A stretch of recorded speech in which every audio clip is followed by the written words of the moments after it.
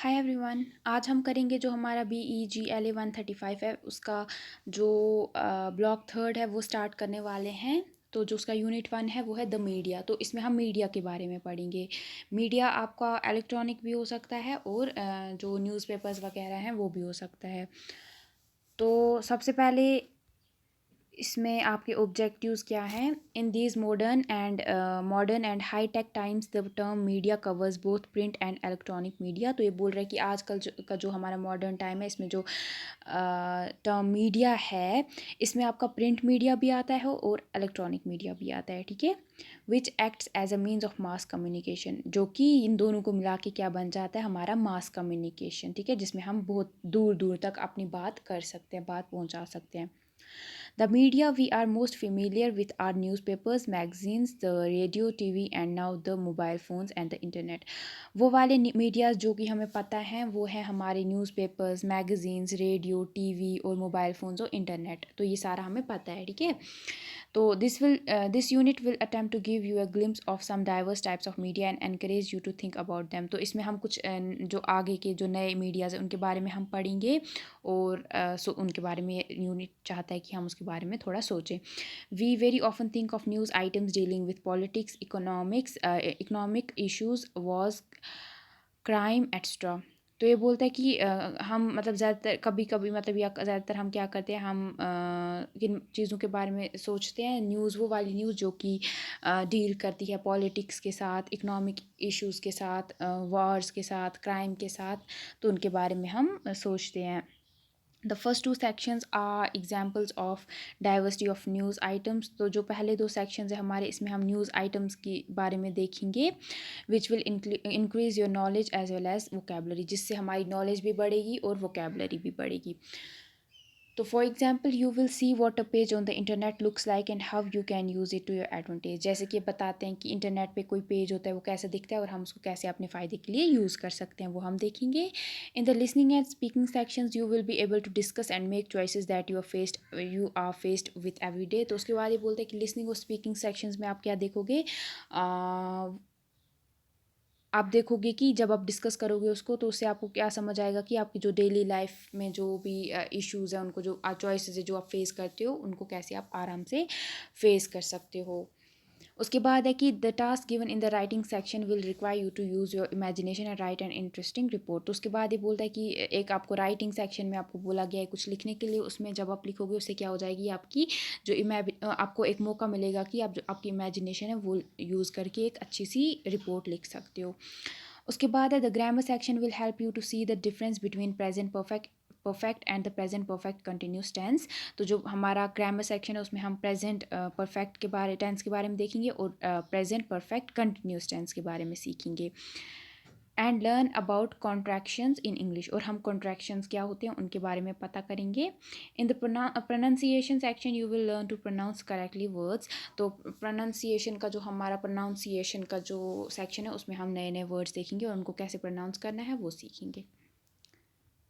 तो warm up में क्या इन्होंने आपको बताया है कि आपको देखना है अपने न्यूज़पेपर को, जब आप देखोगे, आप जो भी आपका न्यूज़पेपर है देखो उसको और क्या नोट करो कि क्या वो नेशनल है या इंटरनेशनल का है या वो लोकल एडिशन है, उसमें कौन सी लैंग्वेज है और क्यों वो लैंग्वेज यूज़ की गई है, उसमें कितने पेजेस हैं और मेन जो न्यूज़ आइटम्स हैं वो कौन से हैं और किस पेज पे हैं,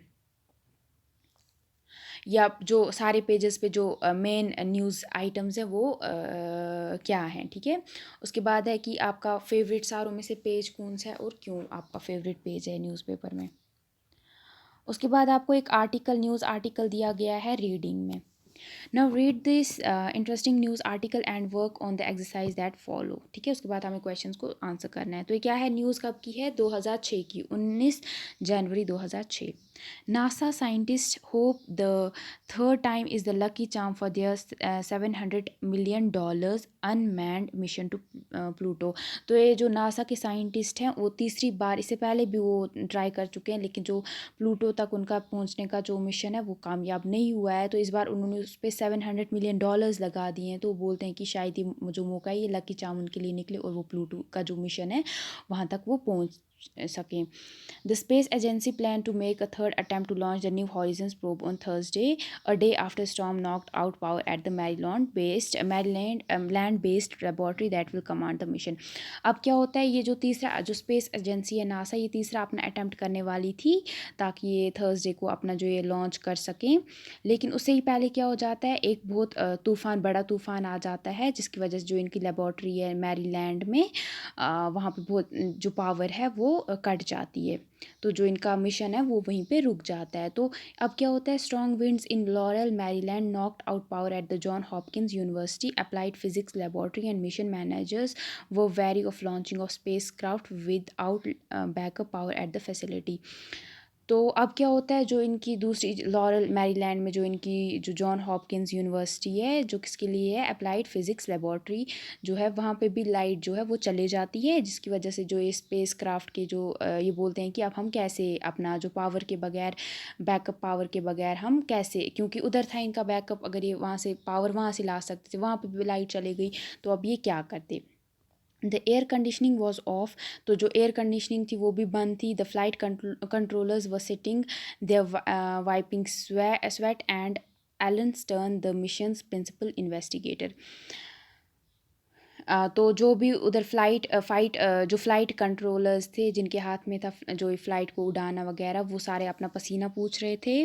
और जो एलन स्टर्न था वो भी जो मिशन का प्रिंसिपल इन्वेस्टिगेटर था वो भी वहीं पे था। High winds at the launch pad also kept the spacecraft from lifting off on Tuesday. अब क्या होता है, जो बहुत ज़्यादा तेज़ हवाएं चल रही थी जिसकी वजह से क्या हो गया, वो अपने स्पेस क्राफ्ट को लॉन्च नहीं कर पाई ट्यूसडे को भी। Winds in Orlando area were expected to be 16 kph to 24 kph। तो वहाँ पे विंड्स जो थी इस एरिया में वो 16 kph से लेके 24 kph तक की एक्सपेक्ट की गई थी, जो कि बहुत ज़्यादा थी। Scientist have been working 17 years on the 9-year voyage to Pluto and they were unfazed by the back to back postponements. अब ये कब से, ये लगभग पिछले 17 साल और 17 साल से इस पे काम कर रहे थे, ठीक है। और ये 9 साल का जो ये था, मतलब जो ये प्लूटो तक जो रास्ता था इस पे वो काम कर रहे थे। और बार बार जो इनका ये काम था ये रुक रहा था पोस्टपोनमेंट्स की वजह से, ये बहुत ज़्यादा तंग आ चुके थे। 2 or 3 days doesn't mean a hill of beans turn sad। तो उसके बाद ये बोलता है 2 या 3 दिन कोई ये नहीं बड़ी बात है, तो हम वेट कर सकते हैं, उन सबको बोलता है।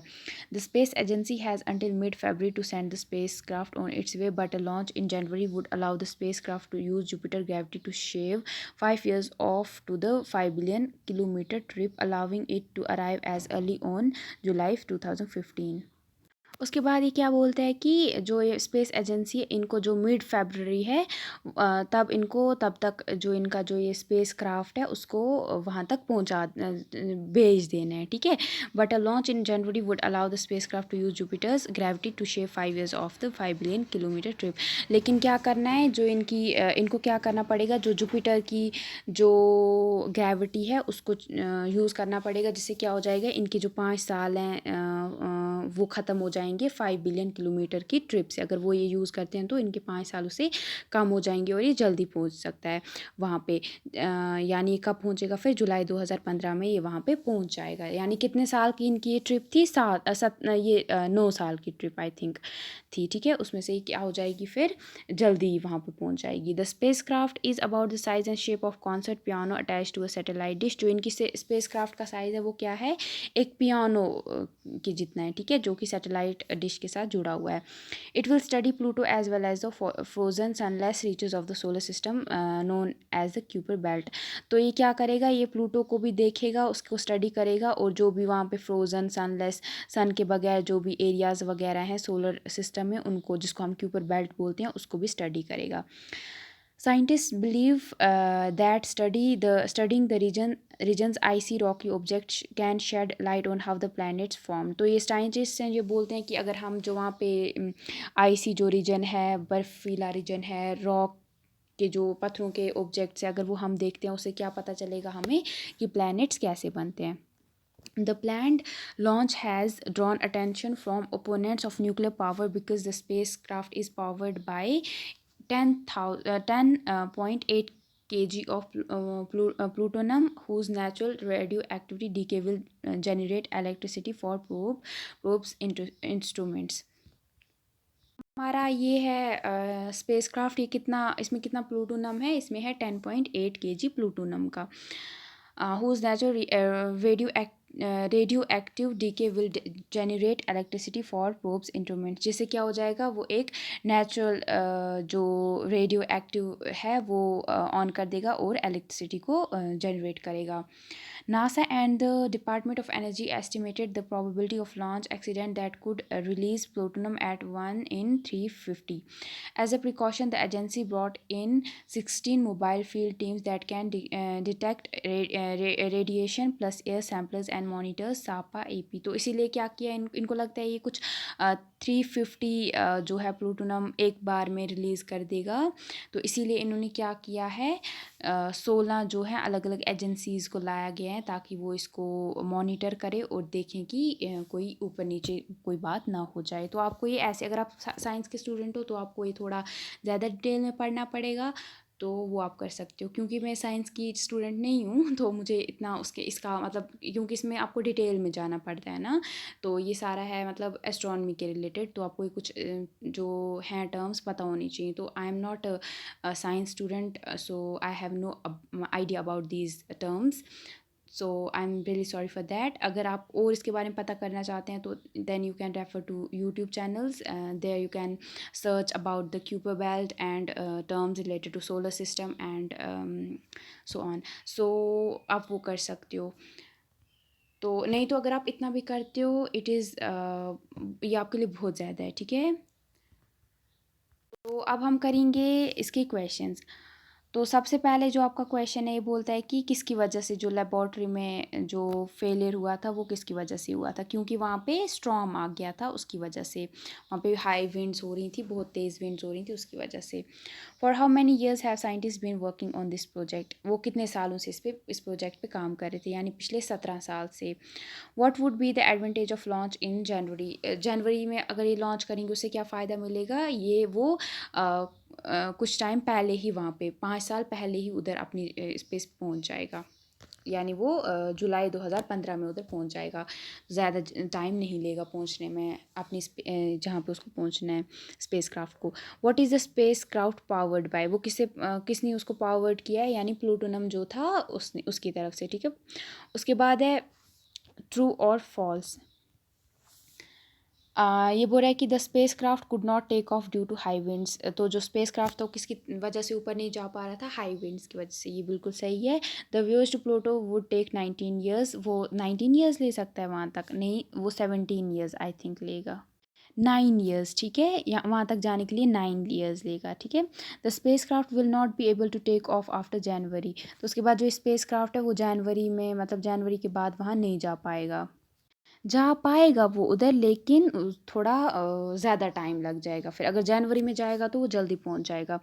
The Kuiper belt is part of the solar system. हाँ, जो क्यूपर बेल्ट है ये क्या है, पार्ट ऑफ सोलर सिस्टम है.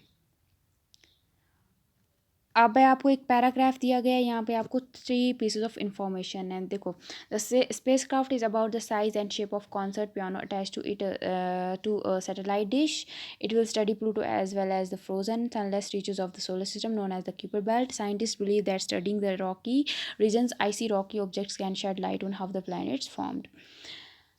तो frame 3 questions which can be answered bye information given above. तो इसी के बेसिस पे आपको कुछ 3 क्वेश्चंस बताने हैं जिनसे जो भी आपको इन्फॉर्मेशन इसमें दी गई है ना पैराग्राफ में, तो आप 3 क्वेश्चंस पूछोगे तो उसकी फिर आंसर यहाँ से ताकि निकलें. ठीक है, ऐसे आपको क्वेश्चंस बनाने हैं.